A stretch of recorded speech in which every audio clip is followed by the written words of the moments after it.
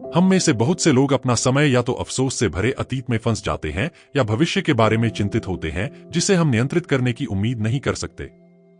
फिर भी एक ही समय में हम इस आशा से भी चिपके रहते हैं कि हम किसी तरह अपने जीवन को बेहतर बना सकते हैं, खुश हो सकते हैं और ज्ञानोदय प्राप्त कर सकते हैं, भले ही हमें ऐसा करने का कोई स्पष्ट विचार नहीं है। अब की शक्ति दर्ज करें, जिसमें बेस्ट सेलिंग लेखक और प्रसिद्ध आध्यात्मिक मार्गदर्शक एकहार्ट टोले पाठकों को उनके आंतरिक जीवन के जटिल इलाके और अतीत, वर्तमान और भविष्य के संबंधों को नेविगेट करने के लिए कई तरीके प्रदान करते हैं। टोले के बहुत व्यावहारिक दर्शन के दिल में वर्तमान क्षण में रहने पर जोर दिया जाता है ताकि हम आमतौर पर अनुभव होने वाले अधिकांश दर्द से बच सकें। इसके लिए पुस्तक मन और पीड़ा के बीच संबंध पर केंद्रित है, कई आत्मविनाशकारी तरीकों पर विभिन्न दृष्टिकोणों की पेशकश करती है जो हम अपने दिमाग का उपयोग करते हैं, उदाहरण के लिए खुद को दुख के चक्रों में फंसाने और खुद को खुश होने से रोकने के लिए। अब की शक्ति ने लाखों लोगों को अपने जीवन को बेहतर बनाने में मदद की है, जिसमें दूसरों के साथ उनके संबंध शामिल हैं और महत्वपूर्ण रूप से आत्मसम्मान की भावना को बढ़ाने और अपने जीवन के साथ पूरी तरह से जुड़ने के लिए। हम में से कई आंतरिक शांति खोजना चाहते हैं और अपने जीवन को बेहतर बनाना चाहते हैं। हम खोज रहे हैं एक शब्द में ज्ञानोदय, फिर भी हम नहीं जानते कि इसे खोजने के लिए कौन से कदम उठाने हैं। पहला कदम आपकी कल्पना से आसान हो सकता है। हम अतीत और भविष्य में रहते हैं। एक पल हम याद कर रहे हैं या पछतावा कर रहे हैं, अगले हम योजना बना रहे हैं या चिंता कर रहे हैं। इस बीच हम उस एक क्षण की उपेक्षा करते हैं जो हमारे लिए पूरी तरह से उपलब्ध है, वर्तमान। अब केवल वर्तमान ही महत्वपूर्ण है, क्योंकि अतीत या भविष्य में कभी कुछ नहीं होता। चीजें केवल वर्तमान क्षणों की एक सतत धारा में होती हैं। जब भी आप कुछ महसूस करते हैं तो उस भावना को वर्तमान में अनुभव किया जाता है, क्योंकि आपकी इंद्रियां केवल आपको इस विशिष्ट क्षण के बारे में जानकारी दे सकती हैं। इसलिए जब हम कहते हैं कि अतीत में कुछ हुआ है, तो यह बिल्कुल सच नहीं है। यह वास्तव में एक एकल वर्तमान क्षण में हुआ था। दरअसल जिसे हम अतीत कहते हैं वह वास्तव में एक बार मौजूद क्षणों का संग्रह है जो बीत चुके हैं। इसी तरह भविष्य वर्तमान क्षणों से बना है जो अभी तक नहीं आए हैं। जैसा कि इससे पता चलता है, भविष्य के बारे में चिंता करने या अतीत में रहने के कोई फायदे नहीं हैं, लेकिन अब में रहने के लिए कई हैं। यदि आप इसे प्राप्त करने का प्रबंधन करते हैं तो आपको कोई बड़ी समस्या नहीं होगी, केवल छोटी समस्याओं का सामना करना पड़ेगा जिनसे उत्पन्न होते ही निपटा जा सकता है। उदाहरण के लिए एक चुनौतीपूर्ण कार्य जैसे वैज्ञानिक पत्र लिखना अक्सर प्राप्त करने योग्य होने के लिए बहुत बड़ा और जटिल लगता है। यदि आप काम के बारे में चिंतित हैं, यह शेष है या अतीत में इस पर काम करने के अवसरों को याद करने के लिए खेद है, आप कहीं नहीं पहुंचेंगे। लेकिन अगर आप एक के बाद एक छोटी सी समस्या हल करते हैं, डेटा इकट्ठा करना, एक संरचना विकसित करना, पहला अध्याय लिखना, आप इसे और अधिक आसानी से पूरा करेंगे। इसलिए वर्तमान में जीने की कोशिश करें। अतीत से चिपके रहना बंद करो और भविष्य से डरना बंद करो, और आप देखेंगे कि आपका जीवन नाटकीय रूप से कैसे बेहतर होगा। मान लीजिए कि आप वर्तमान में रहने का प्रबंधन करते हैं और अतीत या भविष्य की चिंता नहीं करते हैं। क्या होता है जब आप दर्द का अनुभव करते हैं? यदि वर्तमान क्षण में दर्द महसूस होता है, तो आप शारीरिक और भावनात्मक पीड़ा दोनों से कैसे निपट सकते हैं? दर्द बाहरी चीजों के लिए एक स्वनिर्मित आंतरिक प्रतिरोध से ज्यादा कुछ नहीं है जिसे आप बदल नहीं सकते। आप दर्द का अनुभव करते हैं जब आप चीजों से असंतुष्ट होते हैं, फिर भी उन्हें बदलने के लिए पर्याप्त शक्तिशाली महसूस नहीं करते हैं। यह भावनात्मक स्तर पर एक नकारात्मक भावना के रूप में प्रकट होता है, क्योंकि आप अतीत और भविष्य के बारे में बहुत कुछ सोचते हैं लेकिन केवल वर्तमान में रह सकते हैं। आपके पास उन कई चीजों को बदलने का कोई साधन नहीं है जिनके बारे में आप नाखुश हैं। तो आप चीजों के तरीके के लिए एक आंतरिक प्रतिरोध विकसित करते हैं जिसे आप दर्द के रूप में अनुभव करते हैं। स्वनिर्मित दर्द का एक अन्य पहलू दर्द शरीर है, स्वयं का एक हिस्सा जिसे आपको दर्द महसूस करने की आवश्यकता होती है ताकि यह जीवित रह सके। चूंकि दर्द शरीर आपके दर्दनाक अनुभवों से बना है, इसलिए जब भी आप दर्द का अनुभव करते हैं तो यह बढ़ता है और मजबूत होता है। इसलिए यह आपको दुखी और दुखी करने की कोशिश करेगा। यह चक्र बहुत लंबे समय तक जारी रह सकता है। अंत में दर्द आपका एक अनिवार्य हिस्सा बन जाता है। आप अपने दर्द शरीर के साथ पूरी तरह से पहचान लेंगे, क्योंकि तब तक दर्द आपके जीवन का इतना महत्वपूर्ण हिस्सा होगा। आप इसे जाने देने से डरेंगे, क्योंकि ऐसा करने से आपकी पहचान खतरे में पड़ जाएगी।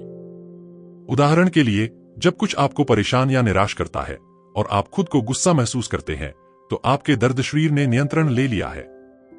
क्रोध तर्कसंगत रूप से सोचने और कार्य करने की आपकी क्षमता को बादल देता है और बस अधिक दर्द की ओर जाता है। यहां तक कि जब ऐसा लगता है कि सभी दर्द बाहरी दुनिया से आते हैं, तो यह वास्तव में है। अधिकांश भाग के लिए स्वनिर्मित, यह भीतर से आता है। अच्छी खबर यह है कि क्योंकि यह स्वयं बनाया गया है, आप इसके बारे में कुछ कर सकते हैं, जैसा कि आप अगले झपकी में पाएंगे। क्या आपने कभी सोचा है कि कुछ लोग खुद को तोड़फोड़ क्यों करते हैं? क्यों, हालांकि कोई भी दुखी नहीं होना चाहता है, इतने सारे लोग दुखी हैं? अपराधी अहंकार है, आपके दिमाग का एक हिस्सा जो आपके विचारों और व्यवहार को आपके ध्यान में रखे बिना नियंत्रित करता है। चूंकि यह आसानी से नहीं देखा जा सकता है, ज्यादातर लोग नहीं जानते कि अहंकार किस हद तक उनके जीवन को नियंत्रित करता है। उदाहरण के लिए, यदि आप बाद में किसी के साथ हुए विवाद पर विचार करते हैं, तो आप नोटिस कर सकते हैं और शायद पछतावा कि आपने ओवररिएक्ट किया था। फिर भी विवाद की मोटी में आप बस अपनी सोच और व्यवहार को प्रभावित करने या नियंत्रित करने वाली किसी भी चीज के बारे में नहीं जानते थे। अहंकार ऐसा क्यों करता है? यह अपने निरंतर अस्तित्व के लिए आपके दुख पर निर्भर करता है, इसलिए यह हर मोड़ पर खुशी में बाधा डालता है, अपने स्वयं के सर्वोत्तम हितों के खिलाफ कार्य करता है। आपके मन के एक विनाशकारी हिस्से का अस्तित्व जो दुख पैदा करता है, यह समझाएगा कि इतने सारे लोग क्यों पीड़ित हैं, इसके बावजूद कि कोई भी सक्रिय रूप से दुखी जीवन जीना नहीं चाहता है। उदाहरण के लिए, कुछ लोग जानबूझकर गहरे विनाशकारी और दर्दनाक रिश्तों में रहने का फैसला करके अपनी खुशी को तोड़ देते हैं। अहंकार आपको दूसरों के साथ संघर्ष की स्थितियों में ले जाता है और आपको अपनी वर्तमान स्थिति से नाखुश करता है, ताकि यह आपके व्यवहार और सोच पर नियंत्रण हासिल कर सके। उदाहरण के लिए, जब भी दो या दो से अधिक अहंकार एक साथ आते हैं, तो नाटक होता है, जैसा कि छोटे कार्यालयों या घरों में देखा जा सकता है। जबकि लोग शांति से एक साथ रहना चाहते हैं, उनके अहंकार उन्हें तुच्छताओं पर नाराज करते हैं और उन्हें अतिरंजित करने का कारण बनते हैं। यदि आप अपने आप को अचानक एक उग्र बहस में पाते हैं, मामूली मुद्दा जैसे कि रसोई को साफ करने की बारी किसकी है या टेलीविजन है, कार्यक्रम अच्छा है या नहीं, यह शायद अहंकार का काम है। अहंकार मानव मन का एक विनाशकारी हिस्सा है। यह आपका सबसे महत्वपूर्ण हिस्सा बनना चाहता है और कोई सीमा नहीं जानता है। इसलिए यदि आप इसे नियंत्रण हासिल करने देते हैं, तो यह आपको बहुत दुख देगा। अहंकार की शक्ति कई कारणों में से एक है कि अपने आप को अपने दिमाग से अलग करना और अपने शरीर पर अधिक ध्यान देना महत्वपूर्ण है। दरअसल, कई महान शिक्षकों ने मन के बजाय शरीर पर ध्यान केंद्रित करने के महत्व के बारे में बात की है। क्यों? दर्द के लिए मन ही जिम्मेदार है। यह लगातार अतीत की यादों को लाकर या भविष्य के लिए योजना बनाकर खेदजनक यादों और चिंताग्रस्त भविष्य के परिदृश्यों के साथ अपने पूरे जीवन पर कब्जा करके दर्द पैदा करता है। ऐसा करने में यह आपको वर्तमान में जीने से रोकता है। नतीजा यह है कि चूंकि आप अतीत या भविष्य को बदल नहीं सकते हैं, इसलिए आप लगातार उन चीजों के बारे में चिंता करते हैं जिन्हें आप संभवतः बदल नहीं सकते हैं, और इससे दर्द होता है। स्पष्ट रूप से, हमें मन की शक्ति को कम करने और इसके कुछ नियंत्रण को कम करने का एक तरीका खोजने की आवश्यकता है। कैसे? अपना ध्यान मन से शरीर की ओर स्थानांतरित करके। आपका शरीर जानता है कि आपके लिए सबसे अच्छा क्या है। अपने शरीर को सुनकर आप अपने जीवन में क्या महत्वपूर्ण है, इसकी बहुत स्पष्ट समझ प्राप्त कर सकते हैं। यीशु ने अक्सर शरीर के महत्व के बारे में बात की और इसे कई कहावतों और रूपकों में इस्तेमाल किया। उदाहरण के लिए, आपका शरीर एक मंदिर है। उसके पुनरुत्थान और स्वर्ग में स्वर्गारोहण की कहानियां हमेशा इस बात पर जोर देती हैं कि उसका शरीर कब्र से गायब था और वह अपने शरीर के साथ स्वर्ग में चढ़ गया, न कि केवल अपने मन या आत्मा के साथ। मन पर ध्यान केंद्रित करते हुए किसी को भी कभी भी ज्ञान नहीं मिला है। और शरीर को अनदेखा करना। बुद्ध के 6 साल के संयम, उपवास सहित में एक ज्वलंत उदाहरण देखा जा सकता है, जिसे उन्होंने अपने शरीर से खुद को अलग करने के लिए किया था। परिणाम? वह वास्तव में अपने शरीर से अलग महसूस करता था, लेकिन शांति या प्रबुद्ध पर अधिक नहीं। उन्होंने इन प्रथाओं को छोड़ने और एक बार फिर अपने शरीर के साथ एक महसूस करने के बाद ही आत्मज्ञान पाया। जब आप महसूस करते हैं कि आपका मन आपको दर्द दे रहा है, तो आपको वास्तव में वर्तमान में रहने से रोक रहा है। आपको इससे खुद को अलग करने की आवश्यकता है। कैसे? अपने मन से खुद को अलग करने के लिए आपको इसके बारे में पूरी तरह से जागरूक होना चाहिए और यह आपके ऊपर है। अन्यथा आप कभी भी अनगिनत छोटे और सूक्ष्म तरीकों को नहीं समझ पाएंगे जो आपकी सोच और व्यवहार को प्रभावित करते हैं और इसलिए आपकी खुशी। उदाहरण के लिए, यदि आप अपने मन का निरीक्षण करना चाहते हैं तो अपने आप से पूछें, मेरा अगला विचार क्या होगा? यदि आप उस प्रश्न पर पूरी तरह से ध्यान केंद्रित करते हैं तो आप देखेंगे कि अगले स्पष्ट विचार आने में कुछ समय लगता है। अवलोकन के माध्यम से आप सोच के प्रवाह में एक अंतर बनाने में कामयाब रहे हैं। यदि आप अक्सर ऐसा करते हैं तो आप नोटिस करना शुरू कर देंगे कि आप सामान्य रूप से मन के निरंतर प्रवाह से कितना कब्जा कर रहे हैं और आपको अपने मन को बाधित करने और इस प्रकार उससे अलग होने का प्राथमिक उपकरण मिल जाएगा। आपके पास उपलब्ध दूसरी विधि यह है कि आप बिना किसी निर्णय के अपने मन का निरीक्षण करें। न्याय करना अपने आप में मन का एक कार्य है, इसलिए यदि आप किसी चीज का न्याय करते हैं तो आप फिर से अपने दिमाग का उपयोग करने के लिए वापस आ जाते हैं। उदाहरण के लिए, यदि आपके काम के बीच में आपको दौड़ने का मन करता है तो बस अपने शरीर के उस आवेग का पालन करें। आपका शरीर जानता है कि इसके लिए क्या अच्छा है, इसलिए बाहर जाएं और दौड़ें। फिर अपने सिर के अंदर छोटी सताती आवाज सुने जो कहती है, अभी आपको काम करना चाहिए और दौड़ना या समय बर्बाद नहीं करना चाहिए, लेकिन उस आवाज को अच्छा या बुरा न समझें और सलाह का पालन करने का कोई प्रयास न करें। अभी उस पर मुस्कुराओ और स्वीकार करो कि यह मौजूद है। ऐसा करने से आप अपने को नोटिस करना सीखेंगे, मन को इसका अनुसरण किए बिना जहां भी यह आपको ले जाने की कोशिश कर रहा है। जब आप अपने दिमाग से खुद को अलग करने में बेहतर हो जाते हैं तो आप एक और तकनीक अपनाने की कोशिश कर सकते हैं, सक्रिय प्रतीक्षा। यह एक विशेष प्रकार की प्रतीक्षा अवस्था है, जैसे कि जब आप जानते हैं कि किसी भी क्षण कुछ महत्वपूर्ण या गंभीर हो सकता है।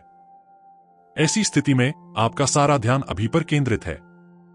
जब आप सक्रिय प्रतीक्षा की स्थिति में आते हैं तो दिन में सपने देखने, योजना बनाने या याद रखने का कोई समय नहीं होता है जो आमतौर पर हमें वर्तमान से विचलित करता है। उदाहरण के लिए, परीक्षा देते समय आपको परिणामों के बारे में चिंता करने में कोई समय बर्बाद नहीं करना चाहिए, बल्कि पूरी तरह से उपस्थित रहना चाहिए और अपने सामने काम पर बहुत ध्यान देना चाहिए। परीक्षा से कुछ समय पहले और उसके दौरान सक्रिय प्रतीक्षा की स्थिति में प्रवेश करने से आपको इसे प्राप्त करने में मदद मिल सकती है। इस अवस्था में रहते हुए आप अपने शरीर पर भी ध्यान देते हैं, क्योंकि कुछ भी होने के लिए उसे तैयार रहना पड़ता है। जैसा कि हमने पहले ही देखा है, वर्तमान में रहने के लिए शरीर पर यह ध्यान भी महत्वपूर्ण है। उदाहरण के लिए, ज़ेन स्वामी अपने विद्यार्थियों के पास चुपके से जाते थे, जिनकी आंखें बंद थीं, और फिर प्रतीक्षा कर रहे छात्र को मारने का प्रयास करते थे। प्रतीक्षा ने छात्रों को अपने शरीर पर पूरी तरह से ध्यान केंद्रित करने के लिए मजबूर किया और इस तरह वे आने वाले स्वामी को समझने और उनके हमले से बचने में सक्षम थे। कई आध्यात्मिक शिक्षकों ने अपने विद्यार्थियों को प्रतीक्षा करने की इस स्थिति की सिफारिश की क्योंकि उनका मानना था कि इससे एक अच्छा जीवन मिलेगा। मिसाल के लिए, जब यीशु से उसके चेलों ने पूछा कि उन्हें एक अच्छी और शांतिपूर्ण जिंदगी जीने के लिए क्या करना चाहिए, तो उसने उन्हें सलाह दी, एक सेवक के समान बनो जो स्वामी के लौटने की बाट जोहता है। चूंकि नौकर को नहीं पता कि मालिक किस समय आएगा, वह स्थायी रूप से सतर्क स्थिति में है। वह भविष्य के लिए महान योजनाएं नहीं बनाता है और है लगातार अपने परिवेश के बारे में जागरूक, यह सुनिश्चित करने के लिए कि वह मास्टर को याद नहीं करता है। पिछले चरणों का अनुसरण करने के बाद अब तुम वर्तमान में जीने में सक्षम हो और अब पूरी तरह से अपने मन पर निर्भर नहीं हो। लेकिन यह आपके दैनिक दिनचर्या को कैसे बदलेगा? उदाहरण के लिए, आपके रिश्ते। एक सामान्य व्यक्ति के लिए अपने जीवन को किसी ऐसे व्यक्ति के साथ साझा करना बेहद मुश्किल है जो वर्तमान में पूरी तरह से रहता है। गैर उपस्थित व्यक्ति का अहंकार समस्याओं पर फीड करता है, जबकि जो व्यक्ति मौजूद है, शांत और शांति से है, उसे खतरे के रूप में अनुभव किया जाता है। गैर वर्तमान व्यक्ति का अहंकार आगे की समस्याएं पैदा करके प्रतिक्रिया करता है। उदाहरण के लिए, दूसरे का अपमान करके शांति को बाधित करने के लिए एक तुच्छ मुद्दे पर बहस करना या उन्हें वर्तमान से बाहर निकालने के लिए लगातार पिछली घटनाओं का जिक्र करना। वे ऐसा क्यों करेंगे? यह सबसे अच्छा एक सादृश्य के साथ उत्तर दिया है। बस के रूप में अंधेरे प्रकाश के पास जीवित नहीं रह सकते हैं। यह एक व्यक्ति अभी भी अहंकार द्वारा नियंत्रित बहुत लंबे समय के लिए वर्तमान में रहने वाले व्यक्ति के पास होने के लिए मुश्किल है। मजबूत विपरीत निकटता में मौजूद नहीं हो सकते। अगर तुम अंधेरे में मोमबत्ती रखते हो तो अंधेरा गायब हो जाता है। यदि आप जल को आग पर रखते हैं तो लौ बुझ जाती है। लेकिन अगर आप इसे सही तरीके से करते हैं तो वर्तमान में रहने से आपके रिश्ते में भी काफी सुधार हो सकता है। आप अपने साथी को पहचानने, आलोचना करने या बदलने की कोशिश करना बंद कर पाएंगे और इसके बजाय उसे एक स्वतंत्र व्यक्ति के रूप में देखेंगे। इसके अलावा वर्तमान में रहने से आप जो अंतर्दृष्टि प्राप्त करते हैं उसका उपयोग अन्यथा अंतहीन चक्रों को बाधित करने के लिए किया जा सकता है, जैसे बहस जो कभी किसी निष्कर्ष पर नहीं पहुंचती है। उपस्थित होने वाली आंतरिक शांति आपको न्याय किए बिना अपने साथी को सुनने में सक्षम बनाती है। अगर आप वर्तमान में जीते हैं तो आपके साथ रहना आपके लिए काफी मुश्किल हो सकता है। साथ ही यह आपके रिश्ते की एक नई परीक्षा भी बन सकता है। लंबे समय में हालांकि यह सकारात्मक बदलाव के लिए एक शानदार अवसर प्रदान कर सकता है, आपके साथी और आपके रिश्ते दोनों के लिए। यहां तक कि अगर आप पूरी तरह से वर्तमान में रहते हैं तो उदासी और दर्द की कुछ भावनाएं अपरिहार्य हैं। लेकिन आपको उनके साथ क्या करना चाहिए? बस उन्हें दबा दें और दिखावा करें कि सब कुछ ठीक है। यह एक बहुत अच्छा विचार की तरह नहीं लगता है। हालांकि यह सच है कि अधिकांश दर्द स्वयं निर्मित होते हैं, इसका मतलब यह नहीं है कि हम यह सब बनाते हैं। अपरिहार्य दर्द का एक अच्छा उदाहरण यह है कि आप पर उन लोगों द्वारा लगाया जाता है जो अभी भी अपने विनाशकारी मन से नियंत्रित हैं। एक और उदाहरण किसी प्रियजन की मृत्यु है। चूंकि तुम अपने आसपास के सभी लोगों को ज्ञानोदय की ओर नहीं ले जा सकते हो और तुम निश्चित रूप से मृत्यु को रोक नहीं सकते हो, इसलिए यह दर्द स्पष्ट रूप से अपरिहार्य है। तो क्या किया जा सकता है? जब आप कुछ दर्दनाक अनुभव करते हैं जो आपको वास्तविक दर्द का कारण बनता है, तो आप इसे स्वीकार कर सकते हैं कि यह क्या है।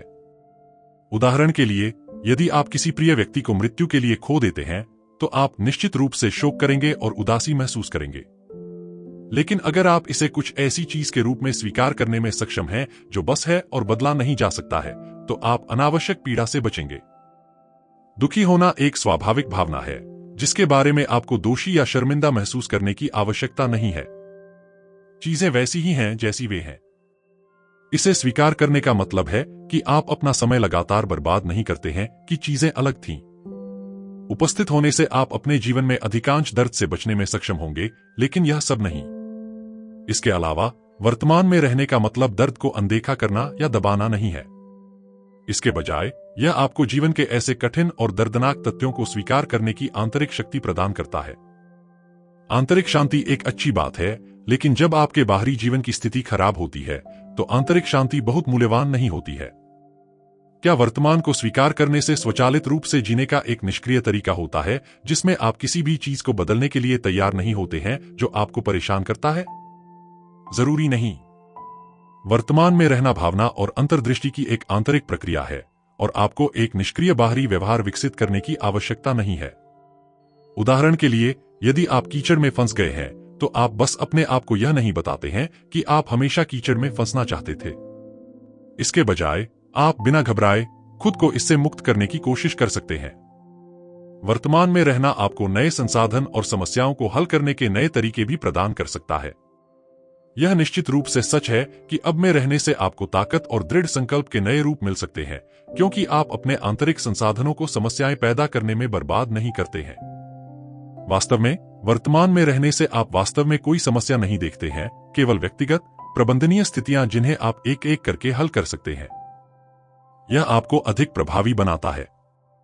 वर्तमान में रहने और स्वीकार करने का मतलब यह नहीं है कि आप एक निष्क्रिय जीवन के लिए प्रतिबद्ध हैं या आप इसे बेहतर के लिए बदलने की कोशिश भी नहीं करना चाहते हैं, बल्कि वर्तमान पर ध्यान केंद्रित करके और अतीत और भविष्य को उनके स्थान पर रखते हुए आप स्पष्ट रूप से देखने में सक्षम हैं कि यह वास्तव में किसी भी समय गलत है और आपके पास उन चीजों को बेहतर के लिए बदलने की ताकत भी है। इस पुस्तक में मुख्य संदेश। इस पुस्तक ने पलक झपकते ही जिन सवालों के जवाब दिए, केवल वर्तमान पर ध्यान केंद्रित करके और अतीत या भविष्य को अनदेखा करके आप अपने जीवन को बहुत बेहतर बना सकते हैं। आपके एक हिस्से को जीवित रहने के लिए दर्द की आवश्यकता होती है और यह आपके द्वारा अनुभव किए जाने वाले अधिकांश दर्द को पैदा करता है। अहंकार आपके दिमाग का एक हिस्सा है जो आपको खुश होने से रोकता है।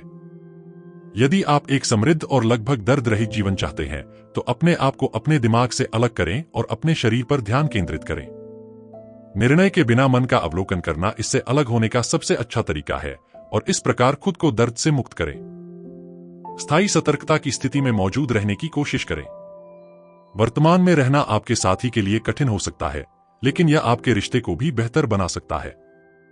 सभी दर्द से बचा नहीं जा सकता है। वर्तमान में आत्मसमर्पण करने का मतलब उदास या आहत भावनाओं को अनदेखा करना नहीं है। वर्तमान के प्रति समर्पण का मतलब निष्क्रिय जीवन जीना नहीं है।